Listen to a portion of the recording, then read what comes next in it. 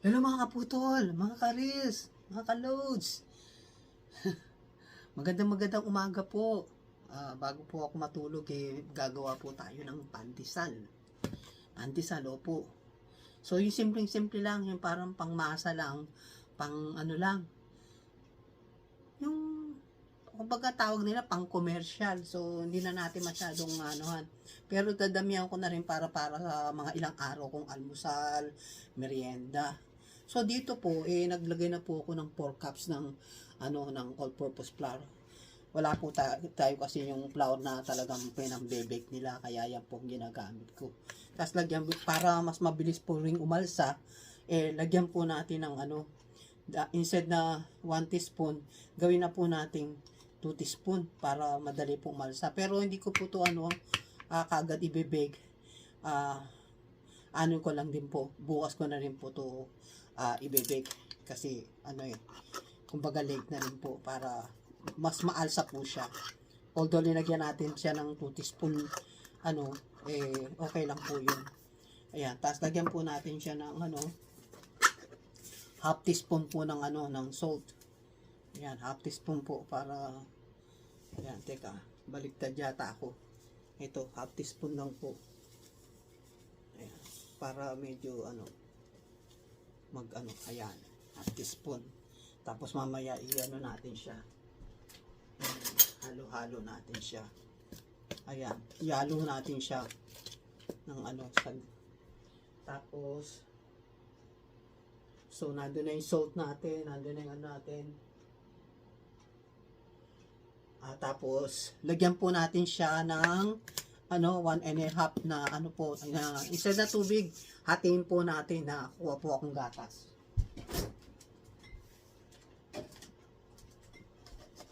Ayan. Kuha po tayo ng lalagyan natin siya ng half cup of water, pero lalagyan din po natin siya ng 1 cup of, para mas malinaw naman po yung pandesal natin. Ayan. Tapos kuha po tayo ng tubig. Hindi naman kailangan maging maligamgam kasi magbibigay po tayo ng time. Ayan. Lagyan po natin yung kalahati cup. Ayan. Tapos ito po siya. Papakita ko po siya. Ayan na po siya. Haluin po natin siya. Ayan. Tapos ayan po siya. Tapos lagyan po natin siya ng 1 cup ng mantika. Tapos natin nilagyan siya ng 1.5 na tubig na may gatas. Pwede pong iba, pwede din po yung kung anong klaseng gatas ang tas para mas malinamnam pa rin po, lagyan po natin siya ng isang itlog. Pwede rin po na tubig lang, walang gatas, walang itlog. Basta nandiyan po yung salt nyo, nandiyan po yung harina nyo, nandiyan po yung yeast nyo, tsaka po yung mantika nyo. Yun lang po talaga, 4 na ingredients lang. Yung harina nyo, tapos yung salt nyo, yung yeast nyo, tsaka yung mantika nyo. Tapos mamaya lagay natin yung asukal.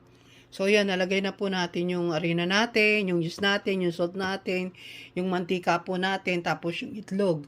Tapos dito po, lagyan po natin siya ng brown sugar para medyo mas masarap po siya. Ayan, 1 cup po yan. Yan. Kasi 4 cups lang naman po yung ginamit kong kaya okay lang. Para medyo manamis-namis po yung natin. Yung pandesal natin.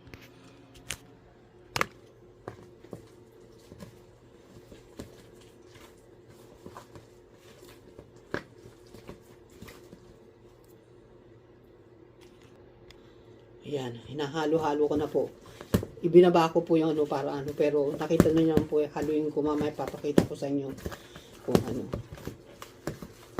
So, medyo kulang pa siya ng basa niya. Ayun.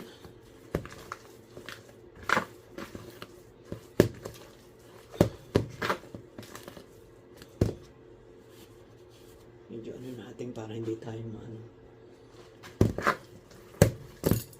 yun? Bakit? Yung asukal na red. Kailangan madulog pala natin yun.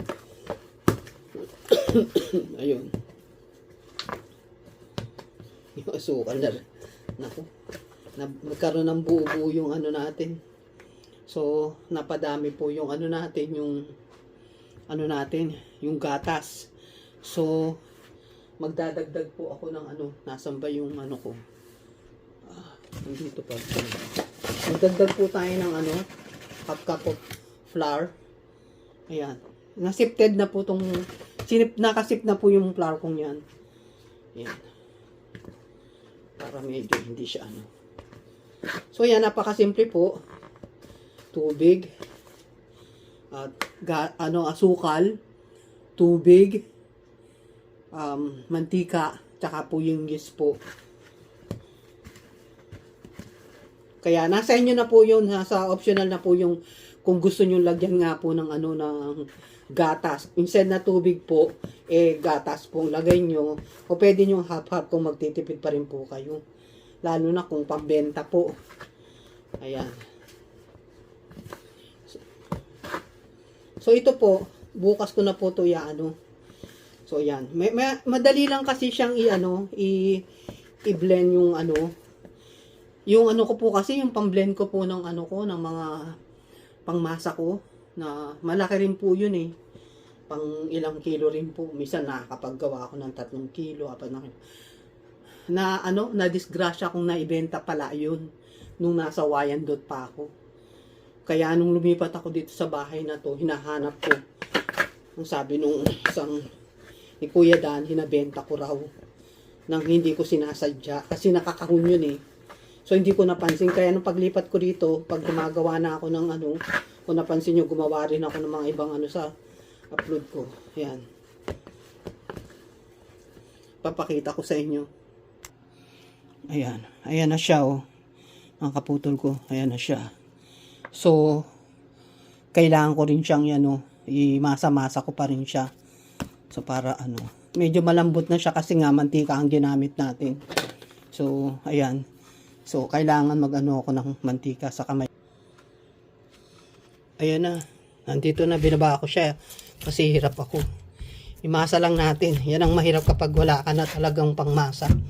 Pero siguro, pag uwi ko, ayan, ganyan-ganyanin lang natin. Para hanggang kuminis lang siya. Siguro mga 10 minutes. Tapos saka po natin siya yan, ganyan-ganyan lang siya. Yan. Suntok-suntokin nyo lang po siya. Yan. Gamit yung mga kamao nyo. Yan kahirap. 5 to 10 minutes. So parang umabot din po ng ng yung arena ko. Parang umabot din siya ng 6 cups. Kasi nga 1 cup yung mantika, tapos yung 1.5. Parang sumobra kaya nagdagdag ako. Kaya instead na 4 cups lang yung ayan na siya. Ganyan siya kalambot kapag mantika talaga ginamit mo. Nagmitan ko rin siya ng So, instead na pure, kapag pang, kasi pag commercial, kung ibebenta mo talaga ang pang pandesal mo, talaga, lagyan natin ng mantika yung kamay ko. Ayun, lagyan natin siya ng mantika. Para hindi tayo magdikit. Kagandahan lang kasi ng mantika. Mahirap, madali lang siya kung i-manage, tapos malambot lang po siya sa sa pandesal. So yan, ganyan lang ginagawa ko hanggang maging talaga siya firm. Ayan. Ang hirap ng walang holder. Pag wala kang holder talaga, yung kamao mo talaga mga pang mo. So ayan na mga kaputol ko yung kaputol ko. Yan na yung natin, pandesal natin. Hindi ko na pinakita yung kasi antok na ako yung pag-need ko. So pagkatapos kong nanid yung kaninang madaling araw, ayan, inalagay ko na siya rito. Kaya ngayon, palsahin natin siya ulit. Tapos paggising ko mamaya, siguro mga ilang oras lang, doon ko na siya lulutuin para may pang-almusal na tayo. Aalsa pa po yan yan, aalsa pa po sila. Yan, dito ko siya nilagay dito sa kwarto ko kasi dito sa kwarto ko medyo mainit. Ayan siya. Sana mag-turn out siyang maganda. So sige po, mamaya pagka isasalang ko na, matutulog na po ako. Sige po mga kaputol ko. Ayan na. Ayan na yung mga pandesal natin. Mga kaputol ko, mga kaloads. Ayan. Hindi siya pare-parehas kasi ang cut ko kasi kamay lang ginamit ko eh. So ayan mga kaputol ko. Meron na tayong pang-almusal. Alright. So, go. Ayan po siya mga kaputol ko. Wala po kasi tayong breadcrumbs. Kaya ayan po yung ginamit ko. Flour na lang, dinamihan ko. Pang-almusal lang naman, din naman siya pang Tapos, yung ingredients niya nga, napaka-simple lang po mga kaputol ko. Yung harina lang siya. Brown sugar po ginamit ko dyan para talagang malasahan ko yung sugar niya. Konting salt. A teaspoon of salt. Tapos, yung vegetable oil natin. Kung wala kasi akong corn oil. Tapos yung natin, yung evaporated milk. Pero hinaluan ko rin siya ng yung fresh milk ko. So hindi ko na siya linagyan ng tubig. So yun, tapos nagyan ko siya ng 2 teaspoon of yeast. Tapos pina-raise ko siya ng 2 oras kanina. Bago ako matulog, tapos paggising ko, minasa ko siya. Medyo hindi ko siya ganong masa. So yan yung pandesal ko mga kaputol ko. Hindi ganong Pero ayan, nakita niyo naman yung texture niya. Yun. Binaligtad ko rin siya. Kasi nga hindi ko siya ganong namasa. So titingnan natin siya. Bubuksan natin siya mga kaputol ko, okay? Ayan na po mga kaputol ko yung ng texture natin. Ng pandesal natin. Medyo sa tingin ko okay na rin po yung paalsa ko. Medyo hindi ganun kaganda rin yung yung pagmasa ko kasi minadali ko siya. Tapos yung ginamit kong 350, pero siguro kung 400 ko siya 400 Fahrenheit. Siguro baka mas mas umusbong talaga siya, parang magre-rate siya talaga. So syempre paminsan-minsan ko lang naman gawin yung pandesal, tas wala po tayong breadcrumbs, tas ang ginamit po nating sheet ito. So hindi ganong na protektahan siya ng ganito.